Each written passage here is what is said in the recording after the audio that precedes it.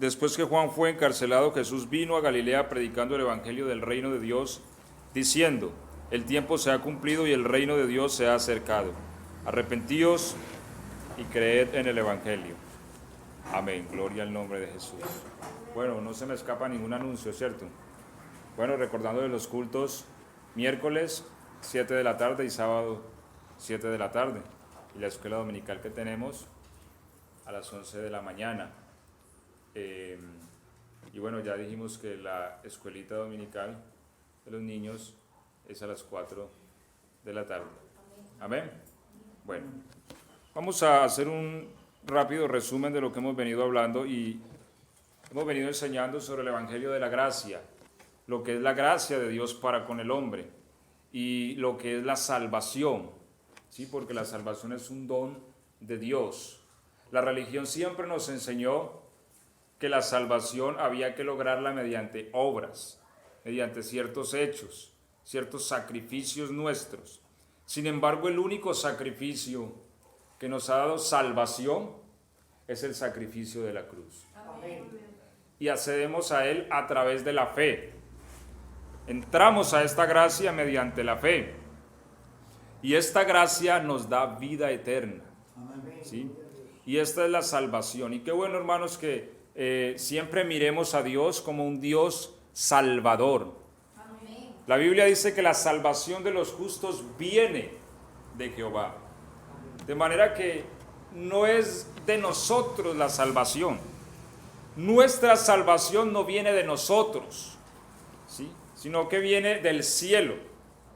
La salvación de los justos viene de Jehová.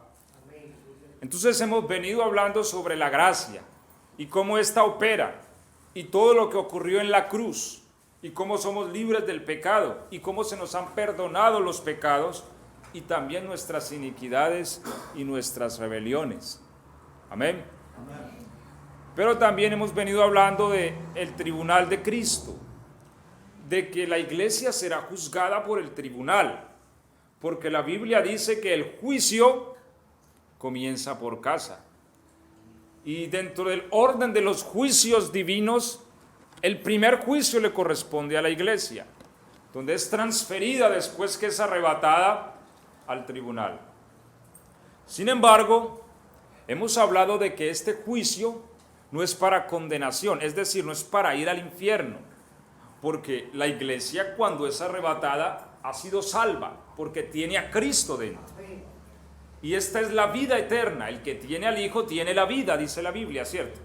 O sea, la vida está en su Hijo, nos dijo Juan, y el que tiene al Hijo tiene la vida.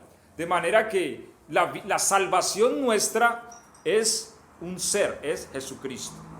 Todo aquel que tiene a Jesucristo dentro de su vida es hijo de Dios. Como decía la hermana Manuela, ahora, sea de aquí, sea de allí, si tiene a Jesucristo, es hijo de Dios. Nosotros no podemos pensar que es en tal iglesia donde hay salvación y no. La Biblia no dijo en la iglesia tal hay salvación ni en ninguna otra. No.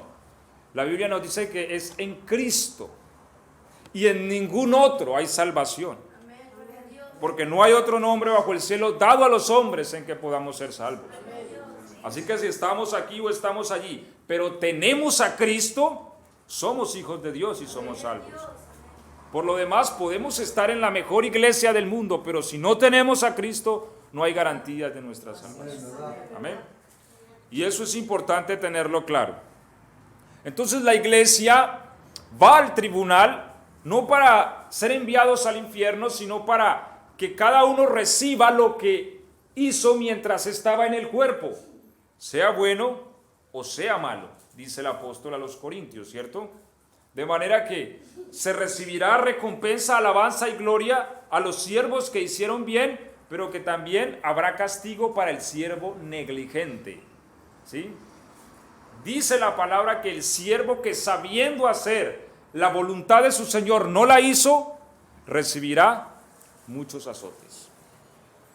Y para entender entonces un poco lo del tribunal y lo del juicio del tribunal, es importante que empecemos a abordar el tema del reino de Dios, el reino de los cielos. Y quiero, hermanos, recordarles que Jesucristo vino a predicar el evangelio del reino, como acabamos de leer, ¿cierto? Después que Juan fue encarcelado, Jesús vino a Galilea predicando el evangelio del reino. Ahora, el evangelio es doble en su carácter y depende la óptica de donde se mire. Si lo vemos desde la óptica de los hombres, entonces es el evangelio de la gracia.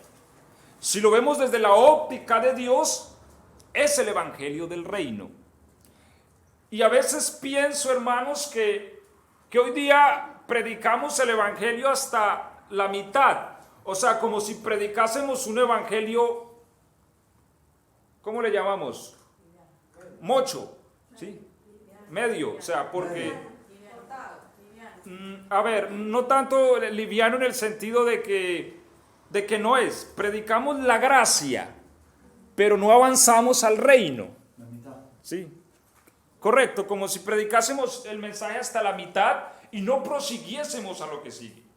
Porque aunque bien en el evangelio hay una gracia, que es lo que hemos venido hablando, que es un don de Dios, que es el perdón de nuestros pecados, la liberación del pecado y el don de Cristo en nosotros. Sin embargo, la totalidad del evangelio es el evangelio del reino de Dios. ¿Y esto qué quiere decir? Bueno, Dios tiene un reino, ¿cierto? Y el reino de Dios lo cubre todo. ¿Cuántas galaxias hay en nuestro universo? No sabemos. ¿Cuántos planetas y estrellas? No sabemos. Lo que sabemos es que todo está bajo el reino de Dios, ¿cierto? Porque a Él están sujetos ángeles, tronos, potestades, gobernadores. Todo lo que hay en el universo, sean tronos, sean dominios, sean potestades, todo está sujeto a Cristo. ¿Dónde están esos tronos? ¿Dónde están esos potestades? En el universo, ¿cierto? Nosotros somos un pequeño planeta que Dios eligió para hacer una obra extraordinaria. Todo lo gobierna Dios, ¿cierto? Así que el reino de Dios es ese gobierno que Dios tiene. Sin embargo, ese gobierno se vio alterado por una rebelión. La Biblia nos enseña en Apocalipsis 12 que el dragón, la serpiente antigua, que se llama Diablo y Satanás, arrastró la tercera parte de las estrellas del cielo. Así que el gobierno sufrió una rebeldía y fragmentó la esfera de gobierno del Señor. Pero Dios no tolera la rebeldía. Por eso se le dijo a Saúl de que mejor es la obediencia que los sacrificios, ¿cierto? Porque como pecado de adivinación es la rebelión. Así que la rebelión es delicada. Como cristianos debemos siempre tener esa esfera clara. Cuando nosotros nos ubicamos en la posición de la rebelión, el enemigo nos puede dañar. Entonces, Dios ahora está trabajando a través de un proceso, porque Dios es Dios de procesos. Sin embargo, nosotros nos afanamos, nosotros tenemos el niño pequeño y queremos que crezca. Es como me decían a mí cuando la niña apenas estaba empezando a gatear: échale clarita de huevo por aquí para que camine rápido. A veces nosotros nos afanamos, pero ellos crecen solitos, ¿cierto? Llegará su tiempo en que ellos caminan y después hablan y después crecen. Así lo hizo Dios. Yo no puedo pretender que una mujer dé a luz en 3 meses, porque Dios estableció que un embarazo tarda 9 meses, aunque a veces por razones ya que no son tan naturales el embarazo pasa antes, ¿cierto? Pero son 9 meses. En 9 meses se forma una criatura en el vientre de la mujer. Así Dios es Dios de procesos. Ahora, Dios creó al hombre por causa del reino, no por causa de la gracia. La gracia es un don añadido. Me explico. Dios no creó al hombre para salvarlo. ¿Por qué? Porque Dios no creó al hombre perdido, ¿cierto? Dios lo creó santo. Dios no lo creó para salvarlo, sino que lo creó para que gobernara. O sea, Dios desde el principio eligió al hombre para que éste tomara la posición de gobierno en el universo y así darle solución a la rebelión. Hace tiempo hablaba con un militar y él me decía, ¿por qué Dios no mata al diablo? Si es Dios y se acabó el problema. Eso no es tan fácil. Y aunque bien es cierto que Dios puede matar al diablo porque es Dios, Dios es justo. Y su justicia alcanza al mismo diablo. Ahora, Satanás, la Biblia lo llama el príncipe. ¿Por qué lo llama el príncipe? El príncipe quiere decir primero en un orden. Porque ese principado se lo dio Dios. Para que gobernara. Cuando un gobernador entra en rebeldía y es un gobernador de muy alto nivel, el juicio tiene que tener su tiempo. Es más, un presidente tiene inmunidad, ¿cierto? Hay que esperar que salga de la presidencia para ejecutar juicio contra él. Y cuando un presidente como tal usurpa el poder, tiene que entrar en un proceso judicial y para eso está la Corte Penal Internacional. Pero eso no es de un día para otro. Eso tarda a veces años para poder, y en muchas ocasiones se tiene que terminar usando la fuerza a través de una orden jurídica de la Corte Penal Internacional. ¿Me hago entender? Dios ha venido en un proceso de quitarle toda esta investidura que le dio al príncipe Satanás, que la Biblia lo llama Lucero, hijo de la mañana.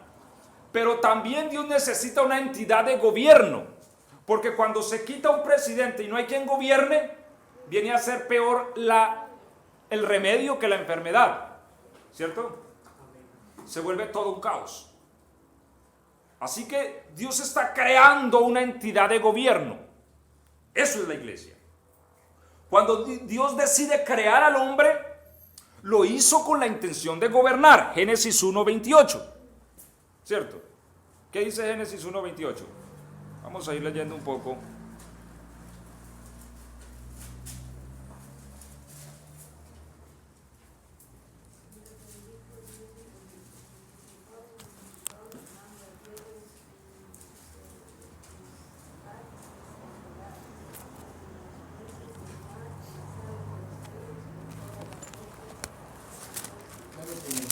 Uno 28. Sí, señor. Los bendigo con estas palabras. Sean fructíferos y multiplíquense, llenen la tierra y sométanla. Dominen a los peces del mar y a las aves del cielo, y a todos los reptiles que se arrastran por el suelo. El 29. No, hasta ahí. Ahora, hablamos de que Dios es Dios de procesos.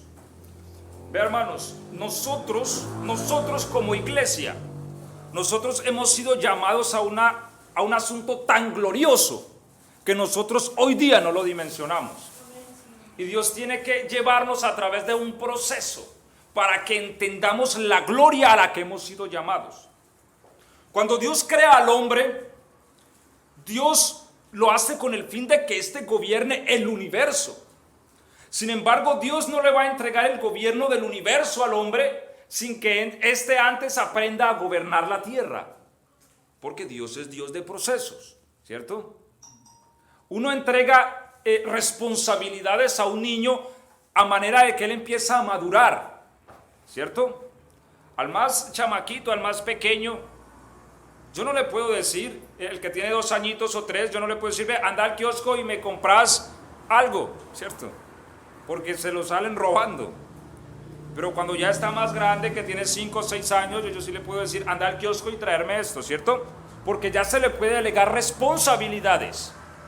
Bueno, Dios crea al hombre y lo pone en un jardín para que lo labre. Y le entrega la tierra para que paulatinamente entre a sujetarla, a gobernarla. Gobierne los peces, las aves. Y si su gobierno es exitoso, entonces le entregará más gobierno. Porque eso dice la Biblia, ¿cierto? El que es fiel en lo poco, se le dará mucho. Entonces, hermanos, Dios hace al hombre es para gobernar, para reinar, no para salvarlo. Ahora, sabemos que el hombre cae en el pecado, ¿cierto? La serpiente engaña a Eva y ésta actúa en transgresión. Y entonces parece que se altera ese propósito divino. Entonces Dios añade la gracia. La gracia se promete también en Génesis. Todos los elementos que encontramos en la Biblia los encontramos en Génesis. Y Dios promete un Salvador que aplastará la cabeza de la serpiente. Y esa es la gracia. Ahora, la gracia se añade por la deficiencia humana. Dios crea al hombre para gobernar, pero al caer, se corrompe. Si Dios quiere continuar con el hombre en su gobierno, Él tiene que añadir la gracia para poder elevar nuevamente al hombre a la posición de gobierno. De lo contrario, tiene que abortar el plan y destruir al hombre. Entonces, la gracia es un don que Dios nos da por amor, porque Dios pudo habernos eliminado y hubiera sido justo y haber iniciado un nuevo proceso de gobierno. Sin embargo, Él nos amó. ¿Ven? Nos amó. Y dio su vida para que nosotros pudiésemos vivir por Él. O sea, nuestra vida, como ya hemos venido hablando, fue eliminada en la cruz. Y ahora la vida que nos hace vivir es Cristo. Y esa vida nos acondiciona nuevamente para continuar con el plan original, el reino.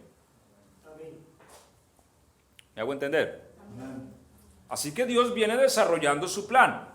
Satanás creyó que ya se había dañado todo allí, pero Dios es sabiduría. ¿Sí? Y antes eso proporcionó algo que Dios también quería mostrar. Y eran las riquezas de su gracia en nosotros.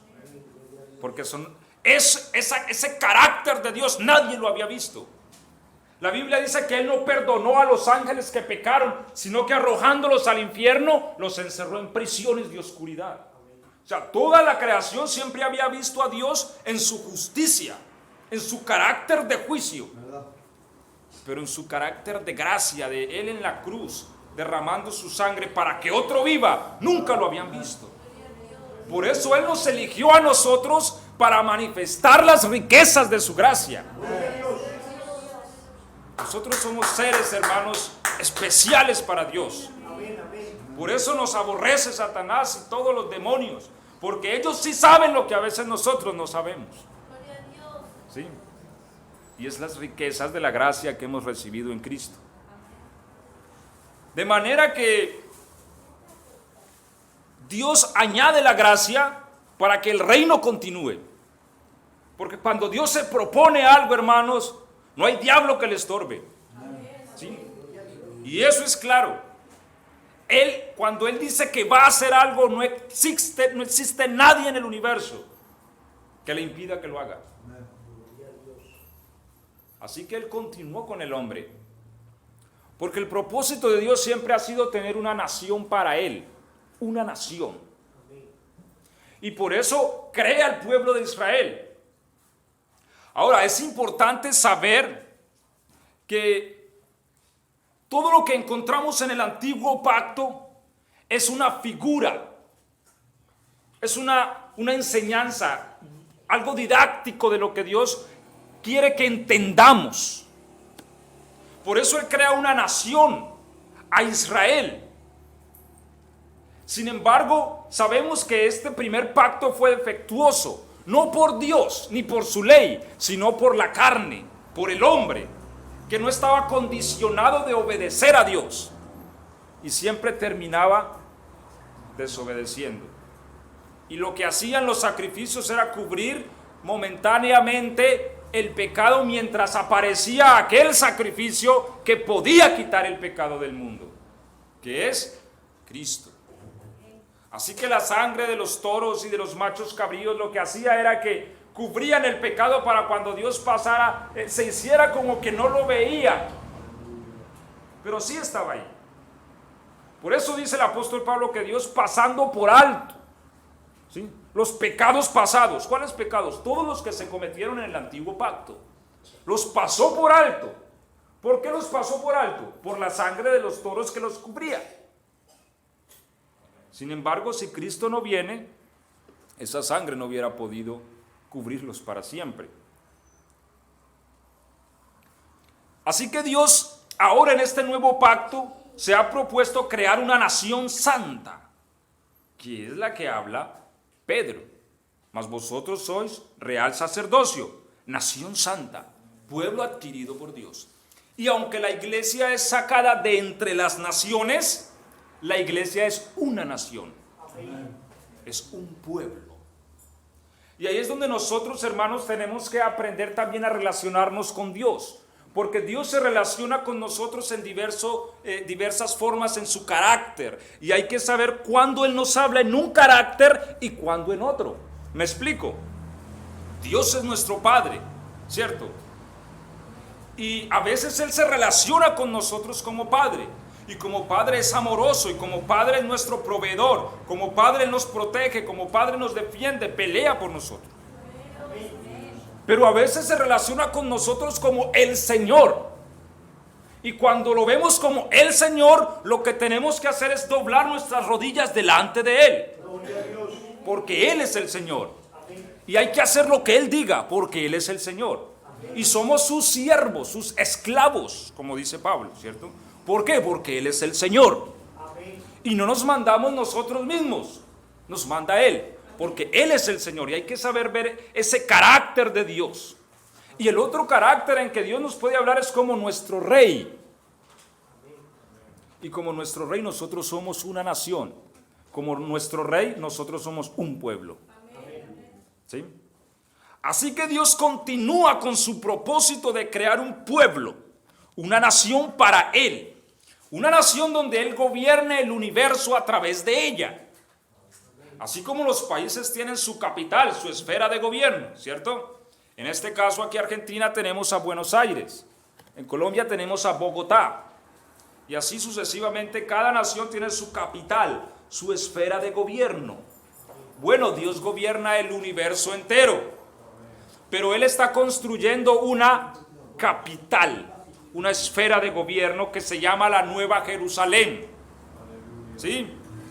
Y esta Nueva Jerusalén está compuesta y allí vive su nación, la iglesia. Amén. Hay alabanzas para el Señor.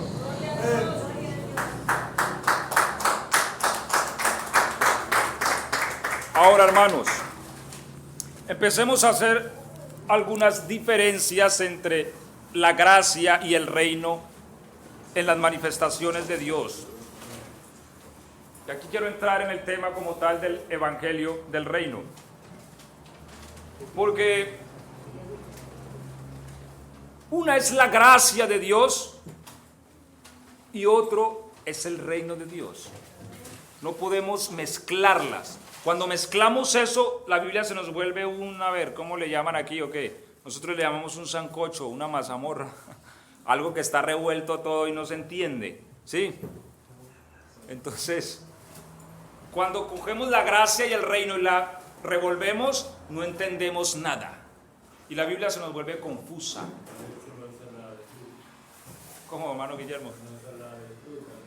Sí. Ok. Se nos vuelve una ensalada de frutas. Porque Dios, su gracia le permite hacer algunas cosas, ¿cierto? Pero el reino tiene como base la justicia. Es más, para Él traer la gracia tiene que venir apoyada sobre la justicia. No puede haber gracia sin justicia. Si Él quiere salvar al hombre, Él tiene que cumplir las exigencias de su justicia. Y estas exigían la sangre, la cruz y la muerte. Ahora, vemos en Edén la gracia, claro. Dios le dijo a la mujer, la simiente tuya herirá la simiente de la serpiente. Y ahí vemos la gracia, porque ellos no se merecían eso. Dios les dijo, no coman del árbol del bien y el mal, y lo hacen. El día que de él coman van a morir, así que ellos lo que esperaban en ese momento era la muerte. Sin embargo, Dios les promete un Salvador. Eso se llama gracia. Sin embargo, el reino de Dios no pasa nada por alto. El reino de Dios les hizo experimentar la muerte. El reino de Dios los echó del jardín y puso una espada de fuego que se revolvía para que no encontraran el camino al árbol de la vida, ¿cierto? Y así lo vemos sucesivamente. Por ejemplo, con Moisés. Fue un hombre que experimentó la gracia de Dios. No hubo siervo como él, dice la Biblia, que hablaba con Dios cara a cara. Su gracia se manifestó en él. Sin embargo, el reino también, cuando él no santificó el nombre de Jehová y golpeó la peña, el Señor se enojó y le dijo, no entrarás a esta nación que le daré a este pueblo. Y aún estando en la frontera, Moisés le dijo, Señor, reconsidérelo. No hablemos más de esto, Moisés, le dijo el Señor. No le permitió entrar. Sube al monte y allí morirás. Esto es el reino. O sea, el reino es justicia. Lo que hacemos, eso nos dan. Eso es el reino. Vemos el caso del rey David. Cuando el profeta Natán le dice, bueno, ese hombre que mató el animalito del otro, que solo tenía uno, ese hombre eres tú. ¿Sí recuerdan el pasaje? David dijo, debo de morir. El profeta le dijo, no morirás. Eso es gracia. Jehová ha expiado tu pecado. ¿Sí? Pero ahí viene el reino. Pero eso sí, la misma espada se levantará de tu casa. Tú lo hiciste oculto. Yo haré que duerman con tus mujeres a la luz del día. ¿Cierto? Y vino el reino y lo juzgó. Lo mismo el pueblo de Israel. Cuando se pervirtieron en el desierto, Dios los iba a destruir. Moisés le dijo, por favor, no lo hagas. ¿Qué pensarán? Que no pudiste llevarlos a la tierra y los eliminaste en el desierto. Así que la gracia intervino y Dios dijo, está bien, no los voy a matar. Los voy a perdonar.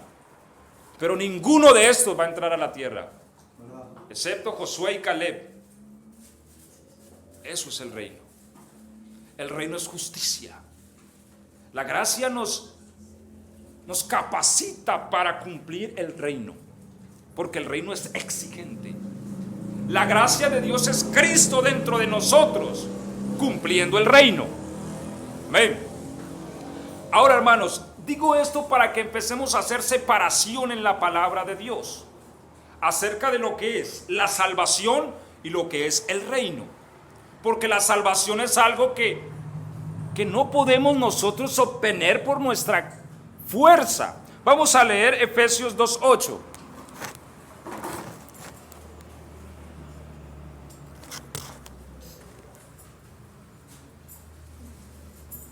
Amén. ¿Cómo dice?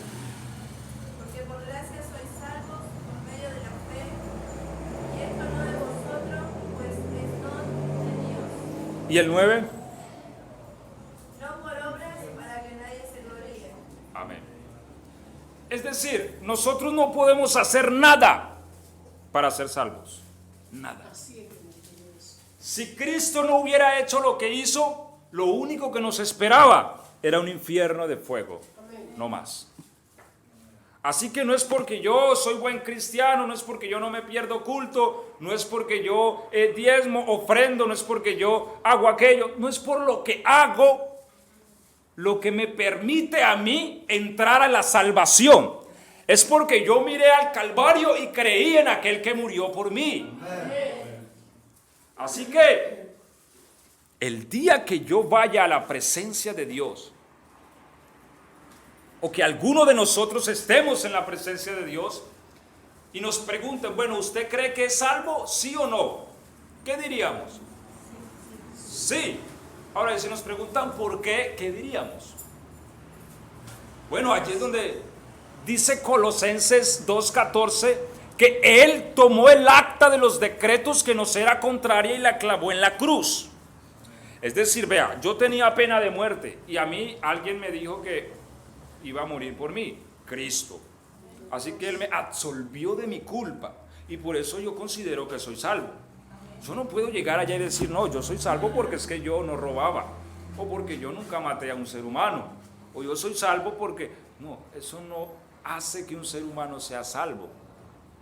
Lo que hace que sea salvo es que yo tenga la certeza de que todo mi pecado fue eliminado por alguien, y este alguien es Cristo. Eso me salva. Por eso dice Efesios 2:8, por gracia sois salvos. Y esto no de vosotros, no de ustedes, es un regalo de Dios, no por obras. Ese es el problema, cuando el cristiano cree que sus obras lo salvan, él camina así, ¿cierto? Así un poquito como, es que yo soy salvo, y esos están perdidos. No, estamos aquí por gracia, y esa gracia es para todos, por eso predicamos el evangelio. Pero tan sucio como es el que está afuera, somos nosotros, solo que apelamos a la gracia, y esa gracia nos ha santificado en Cristo. Amén. Pero aquí nadie es más que nadie. Y si entendemos eso, entenderemos la salvación de Dios. Ahora, sin embargo, vamos a leer Mateo 5:20. Y aquí es donde les digo que debemos empezar a hacer la diferencia entre el reino de Dios y la salvación que es por la gracia. ¿Cómo dice 5:20?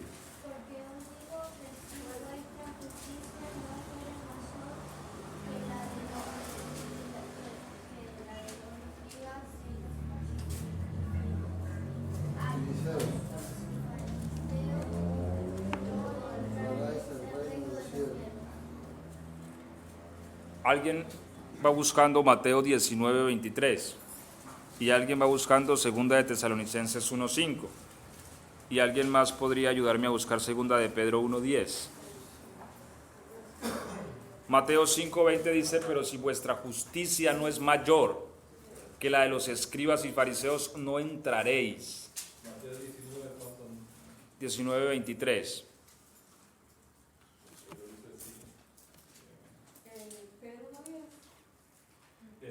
Sí. Dice el 23, Segundo. Jesús a su discípulo, que es difícil para un rico entrar en el reino de los cielos. Ok, hasta ahí. Es difícil para un rico entrar en el reino de los cielos. 2 de Tesalonicenses 1:5. ¿Cómo dice?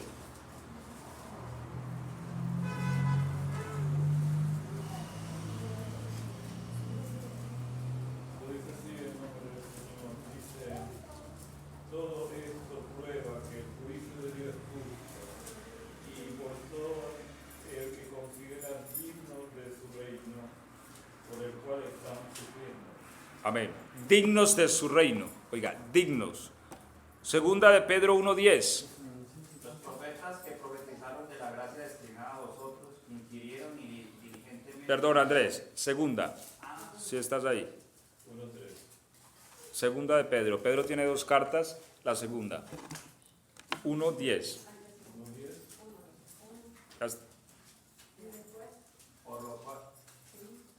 Por lo cual, hermanos, tanto más procurad hacer firme vuestra vocación y elección, porque haciendo estas cosas no caeréis jamás. Verso 11. Porque de esta manera os será otorgada amplia y generosa entrada en el reino eterno de nuestro Señor y Salvador Jesucristo. Amén. Y aquí es donde quiero que entremos, hermanos, en el tema como tal. Y bueno, vamos a ver hasta dónde nos alcanza el tiempo. Mateo 5:20, pero si su justicia, les dice el Señor, no es mayor que la de los escribas y fariseos, no entraréis al reino de los cielos. Mateo 19:23 dice que difícil cosa es que un rico entre al reino de los cielos. Segunda de Tesalonicenses dice para que seáis hallados dignos del reino. Segunda de Pedro 1:10 dice para que nos sea otorgada amplia y generosa entrada al reino.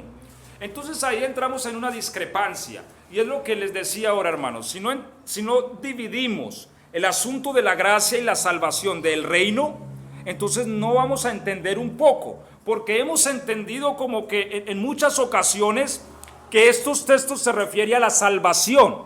Pero si el apóstol nos dice para que seáis tenidos dignos de entrar en el reino de los cielos, entonces, ¿somos dignos de la salvación? ¿Sí o no?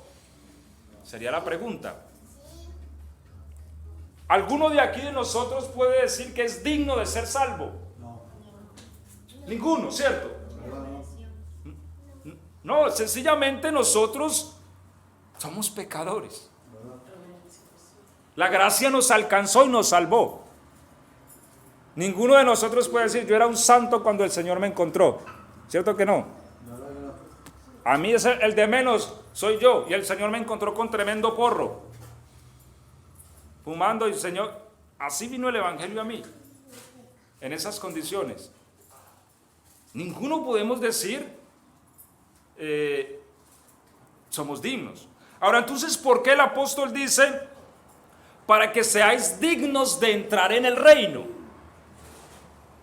O Pedro dice, para que os sea otorgada amplia y generosa entrada. Hay elementos que están asociados a estos textos. Habla de las tribulaciones y del sufrimiento.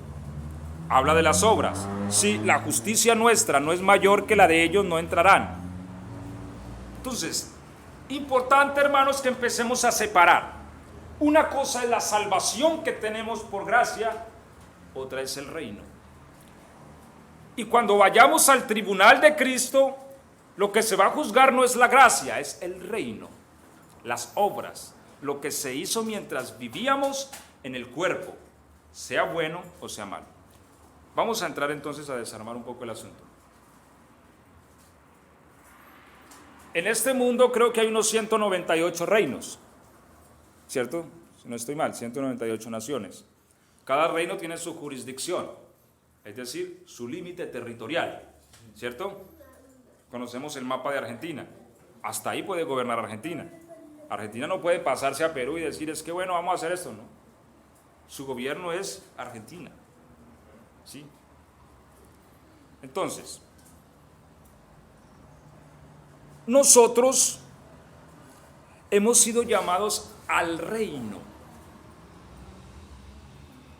¿Qué es el reino?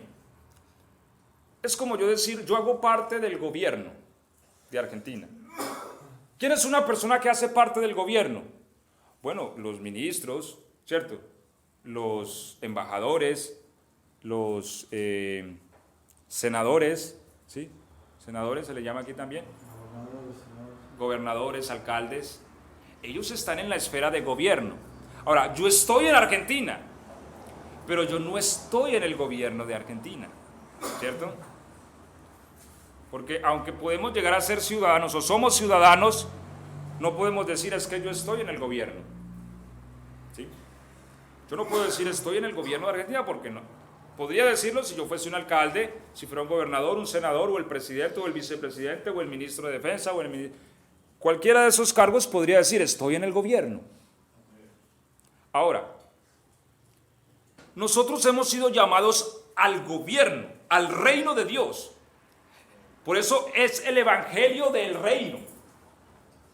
O sea, está bien la gracia, pero es la mitad. Venga, Cristo te va a salvar. Cristo va a quitar tu pecado y te va a lavar de tus pecados.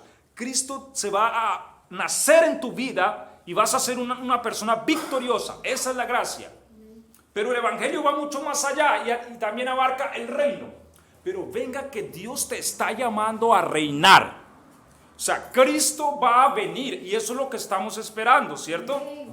Que Cristo venga. Pero ¿a qué viene Cristo? Bueno, a Él se le prometió la tierra, el gobierno de esta tierra. Así que Cristo viene a tomar posesión de lo que es suyo. El trono de David, su padre, ¿sí? A tomar gobierno. Pídeme y te daré por herencia, ¿cierto?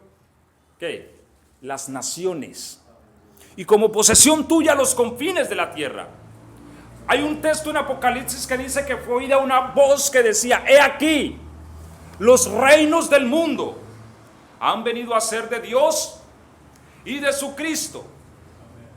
Los mismos reinos que le ofreció Satanás. Todo te lo daré si postrado me adoras. Escrito está: Satanás, al Señor tu Dios adorarás y solo a Él servirás. Cuando se dé el despojo de Satanás, Cristo va a entrar a tomar posesión de los gobiernos de la tierra. A eso viene Él a la tierra. Antes que venga el fin. Y eso es otro tema, pero no vamos a hablar mucho de eso para no envolvernos. Porque alguien dice: bueno, hermano, pero esta tierra no, pues, ¿qué va a pasar? Sí va a pasar, pero no aún. ¿Cierto? Hay un tiempo en el que Dios le pondrá fin a esto, pero hasta ese momento Cristo viene a gobernar estos 198 países y muchas profecías hablan de eso. Entre ellas la que leímos al principio, Isaías 11. La tierra será llena de la paz. ¿Por qué? Porque Él traerá justicia. Pero Isaías 53 también dice que con los fuertes repartirá despojos. ¿Qué es un despojo? Es cuando los ejércitos salían a la batalla, ¿cierto? Y destruían al enemigo. Entonces toda la riqueza que ellos tenían, eso se llamaba el botín.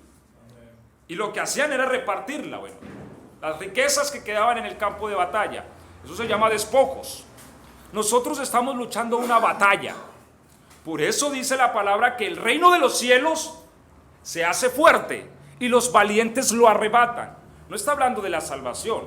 No, es que no es un tema de salvación, es un tema de reino. Entonces, cuando Cristo venga y juzgue a su iglesia, ¿para qué la va a juzgar? Para determinar quién es digno del reino y quién no. Mis ojos pondré en los fieles de la tierra. Nunca realmente podemos definir la salvación con fidelidad, porque si la salvación fuera por fidelidad, todos aquí nos íbamos al infierno. La salvación es un acto de gracia, pero para entrar al reino sí se necesita fidelidad. Mis ojos pondré en los fieles de la tierra. Cuando Él viene y desciende en Apocalipsis, que dice que vio el cielo abierto y un caballo blanco, viene a tomar posesión del reino. Y los que le siguen también en caballos blancos. ¿Y cómo son llamados los que le siguen? Son llamados elegidos y fieles. Entonces, cuando ya se trata del reino, Dios de entre la misma iglesia, el Señor Jesucristo de entre la misma iglesia va a escoger quién es digno y quién no. Porque aunque hay cristianos que son salvos, no son dignos del reino. ¿Por qué? Porque fueron negligentes. No fueron, no trabajaron para el reino mientras estaban en el cuerpo. El reino les pidió, les exigió, pero no hicieron. Se dedicaron a vivir para sí mismos y no para el reino. Por eso dijo el Señor: mas busquen primeramente el reino y los demás les será añadido. ¿Me hago entender, hermanos? Entonces, de allí donde vemos las diferencias. Cuando el ladrón estaba a punto de morir en la cruz, adquirió gracia, ¿cierto? Sin embargo, él hace una petición y él dice: acuérdate de mí en tu reino. Pero Dios no le podía cumplir esa petición. No, él le dice: yo te voy a dar mi gracia, ¿sí? Porque esto es un regalo que yo estoy repartiendo. Todo aquel que cree, y tú has creído. Así que hoy estarás conmigo en el paraíso. Eso se llama salvación. Pero con el reino no se comprometió. O sea, yo no te puedo prometer reino porque te dedicaste a robar toda la vida y ahorita estás muriendo. O sea, tú no hiciste nada para ser digno del reino. Así que te voy a salvar por mi gracia, pero reino no te puedo dar. ¿Me hago entender? No. Bueno, vamos a leer un texto y vamos a ir mirándolo mejor. Mateo 20, 21. ¿Mateo qué? 20, 21. O sea, que una cosa son los que van a reinar y otra cosa los que son salvos. Sí. En el reino van a estar los que van a gobernar sobre los que no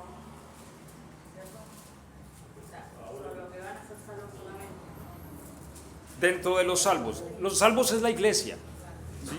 Estamos hablando de los que han nacido de nuevo, todos esos son salvos, los que tienen a Cristo dentro, pero dentro de los salvos hay salvos que no son dignos del reino. ¿Por qué? Porque fueron negligentes y son salvos porque creen en Cristo y tienen a Cristo, pero Dios les pidió más y no dieron, ¿sí? O sea, Dios les exigió que dieran más sus vidas al reino. Entonces Dios dentro de la iglesia elegirá a algunos que son dignos de tomar o entrar a gobernar con Él, ¿sí? Entonces, ¿qué dice Mateo 20:21? ¿Qué quieres? Le pregunta Jesús. Ordena que en tu reino uno de estos dos hijos míos se siente a tu derecha y otro a tu izquierda. Verso 22. Entonces Jesús respondió y dijo: ¿No sabéis lo que pedís? Podéis ver el vaso que yo he de beber y ser bautizado con el bautismo con que soy bautizado. Y ellos le dijeron: podemos. Y él les dijo: a la verdad de mi vaso beberéis, y con el bautismo con que sois bautizados seréis bautizados. Pero el sentaros a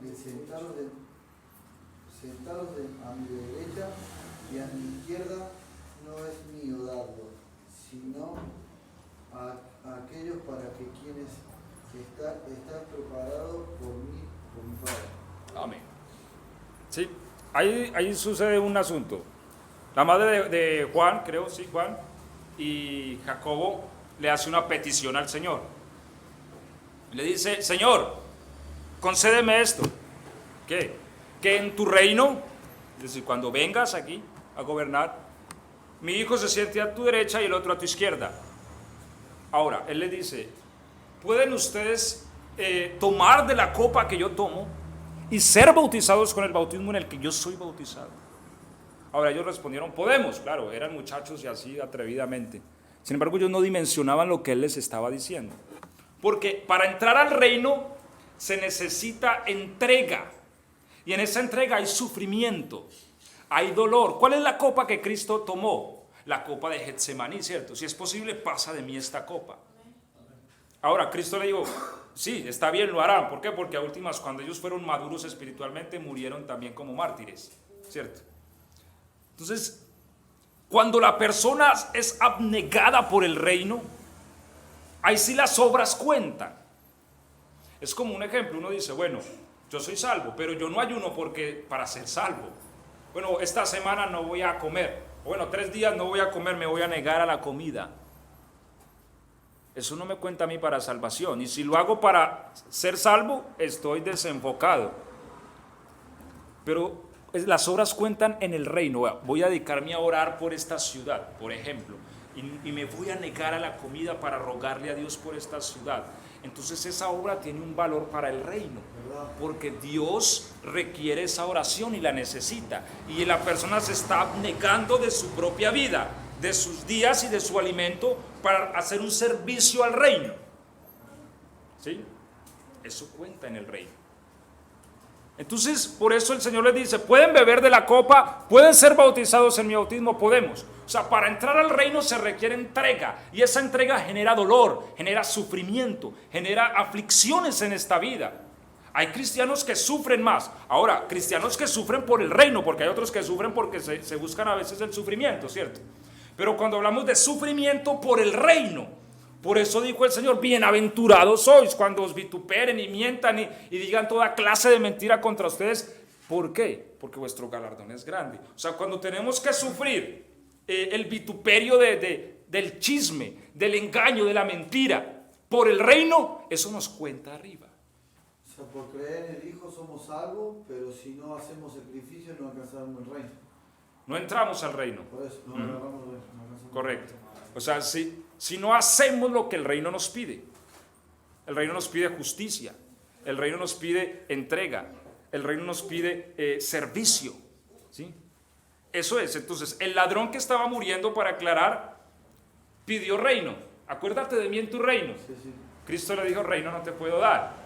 ¿Por qué? Porque no has hecho nada digno. Estás muriendo por ladrón. Claro, no alcanzó a arrepentirse ni a hacer obra. Entonces, aunque él se estaba arrepintiendo, sí, experimentó la salvación, la gracia, porque el Señor le dijo, hoy estarás conmigo en el paraíso. Porque la salvación es un regalo que Dios da y no requiere ninguna obra.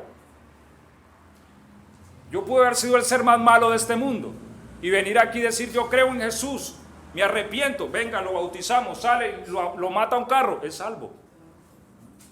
Claro, sí, está bien. Sí. Está bien lo que dice. ¿Por qué? Porque creyó en Jesús y el que en él creyere no será avergonzado, dice la Biblia. ¿Me hago entender? Sí. Sin embargo, esa persona, al ser salva, irá al tribunal de Cristo cuando resucite. Y en la resurrección no va a tener parte en el reino. ¿Por qué? Claro, porque su vida no fue una vida de entrega, entonces no halló lo que Pablo llama depósito. ¿Sí? Tengo mi buen depósito. Entonces adquirió vida, pero no tiene depósito en el reino. ¿Sí? Volvemos al texto que leímos. Es más fácil porque difícil es que un rico entre en el reino. Ahora, si un rico viene y dice, yo creo en Cristo, bautícenme, lo bautizamos. El rico es salvo. Claro que sí, si creyó en Jesús. Pero ¿por qué es difícil que un rico entre en el reino? Porque la persona que es rica evade mucho la abnegación, porque el dinero me da placer. Y placeres legales como comer todo lo que quiera, ¿cierto? Vestirme como quiera, y eso no es pecado. Pero la abnegación de a veces esos sacrificios, a veces, digamos, un ejemplo, yo tengo con qué comprarme un pantaloncito bien bueno, pero resulta que hay un hermano con una necesidad bien tremenda en la congregación y yo digo, no me voy a comprar el pantalón y le voy a dar al hermano. Eso es reino, porque yo me estoy negando a mí, ¿sí? Y estoy dando al reino. Y eso tiene nota allá, eso queda anotado. Y el día que yo vaya al tribunal me dirán, fecha tal, te ibas a comprar un pantalón, pero más bien lo diste para el reino. Venga, te vamos a dar 100 veces más que eso. Amén. ¿Sí?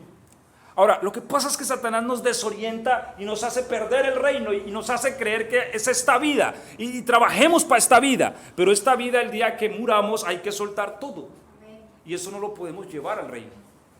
¿Qué nos llevamos al reino? Lo que dimos. Nosotros mismos, si nos dimos como humanos, nuestro tiempo, porque nuestro tiempo es nuestra vida, ¿cierto? Si yo le dedico un día a alguien, le estoy dedicando un día de mi vida. Ese día yo no lo vuelvo a recuperar jamás. Yo tengo un número de días y si le dedico un día a alguien, le estoy dedicando parte de mi vida. Ahora, si lo dedico al reino, eso me cuenta. ¿Sí soy claro con el asunto? ¿Sí? Entonces, a ver si alcanzamos a tomar 2 textos más. Creo que uno más porque ya es la 1 y bueno, vamos a tomar uno más y allí terminamos. Mateo 19, 27.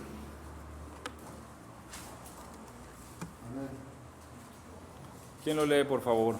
Entonces respondió Pedro y le dijo, he aquí nosotros lo hemos dejado todo y hemos seguido, ¿qué pues tendremos?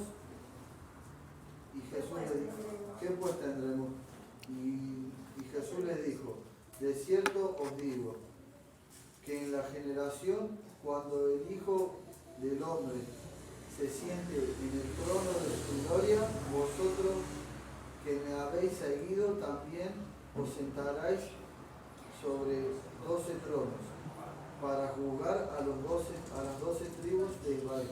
Ok, entonces, allí se presentaba el problema de los ricos, que el Señor hablaba de los ricos. Qué difícil es que alguien que tiene su confianza en las riquezas. Entonces Pedro, que era el más osadito de todos, dice, Señor, nosotros le hemos dejado todo, ¿qué tendremos? Volvemos al punto, ahí no se está refiriendo a salvación, porque nadie puede ser tan osado para reclamar salvación. Nadie, ¿quién va a reclamar salvación si lo único que merecíamos es muerte? La salvación es un regalo. Sin embargo, él dice, lo hemos dejado todo. ¿Qué tendremos? Está bien, Pedro, claro, ustedes lo han dejado todo. Yo les digo una cosa, Pedro, el día que yo regrese a gobernar, habrán 12 tronos, y a cada uno de ustedes se sienta en uno de ellos, para que juzguen las 12 tribus de Israel. Eso van a tener. ¿Sí? Pero analicemos la palabra, nosotros lo hemos dejado todo. Entonces en el reino se adquiere es por abnegación. Ellos lo dejaron, pero ¿por qué lo dejaron? Para recibir algo. Por seguir a Cristo, claro, por servirle, por ir con Él a toda hora. ¿Qué necesitaba? Panes, venga aquí. La barca, hay que manejar la barca. Hay que lavar la barca donde el Señor iba de un lugar a otro, ¿cierto? Había que ir a comprar comida porque ellos comían, había que ir a hacer mandados, había que trabajar. Eso es lo que ellos hacían. Lo dejaron todo por seguir a Cristo y servirle, porque ellos servían a Cristo. Como ministerios tenían necesidades, tenían trabajos que hacer, y ahí estaban. ¿Qué tendremos, Señor? Habrán 12 tronos y uno para cada uno de ustedes. Entonces, hermanos, aunque bien la salvación es un regalo y es un don, la actividad en el reino es la que me hace entrar al reino y la que me da dignidad, ¿sí?, de entrar al reino. Por eso dice la Biblia que muchos postreros serán primeros, y los postreros primeros y los primeros postreros, porque aunque a veces en el mundo podamos tener una imagen de que nosotros somos, realmente en el reino cuenta es el que hace, ¿sí? Y allá se verá quién hizo. O sea, por eso hay la necesidad de un juicio. Por eso hay la necesidad de que la iglesia sea llevada al tribunal, porque los ojos que son como llama de fuego del Señor lo ven todo, ¿sí? Y lo que en secreto hicimos, delante de todos Dios nos recompensará, ¿sí? Esas oraciones que nadie vio, que nadie escuchó, que de hecho es uno de los ministerios más por allá, el ministerio de intercesión y de oración, y que es un ministerio tan útil para Dios. La Biblia habla de una mujer llamada, creo que fue Ana, que servía, que quedó viuda después de algunos años. Sí, era Ana, ¿cierto? Y servía al Señor con oraciones y ya tenía cerca de 70 años. Y ella vio al Cristo ahí, recién nacido. Toda la vida esa mujer se la pasó sirviéndole a Dios a través de oraciones y ruegos. Eso que nadie ve, que se hace en oculto por allá. El Señor llamará y dirá, ven acá. Mira, esto hiciste, da tu premio, mira tu reino, porque tú lo hiciste para mí. Tú te negaste horas de tu vida, noches de tu sueño. Hubieses podido dormir 8 horas diarias, pero preferiste dormir 4 por darme 4 a mí en oración. Mira tu reino, ¿sí? Eso es el reino, mi abnegación por Él. Y eso tiene un galardón en el día de su regreso. ¿Están de acuerdo conmigo? Vamos a darle gracias a Dios y vamos a terminar por este día. Gracias a Él por su palabra.